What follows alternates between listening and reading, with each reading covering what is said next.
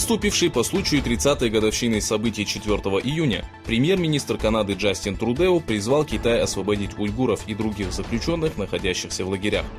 Трудео выразил свою обеспокоенность нарушением прав человека в Восточном Туркестане, а также призвал Китай к уважению прав граждан и свободы слова.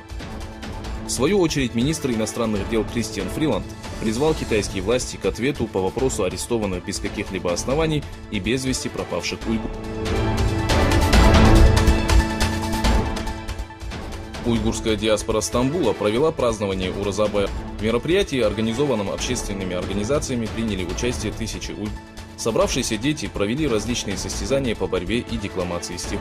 С другой стороны, собравшиеся в честь праздника уйгуры города Кайсери дали интервью о Восточном Туркестане телеканалу ТРТ. Глава Китая Си Цзиньпинь провел встречу с президентом России Владимиром Путиным. Путин сообщил, что Россия совместно с Китаем разрабатывает план по ведению торговли в национальной валюте двух государств. В свою очередь, глава Китайской Народной Республики заявил, что доволен динамичным развитием двусторонних отношений.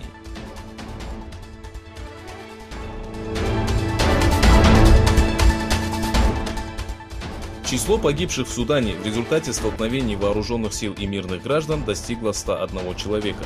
Оппозиционные группы отвергли предложение военных сесть за стол переговоров, после чего Африканский союз созвал внеочередное заседание Совета Безопасности. Протесты, начавшиеся с недовольства экономическим кризисом в прошлом году, переросли в антиправительственные демонстрации.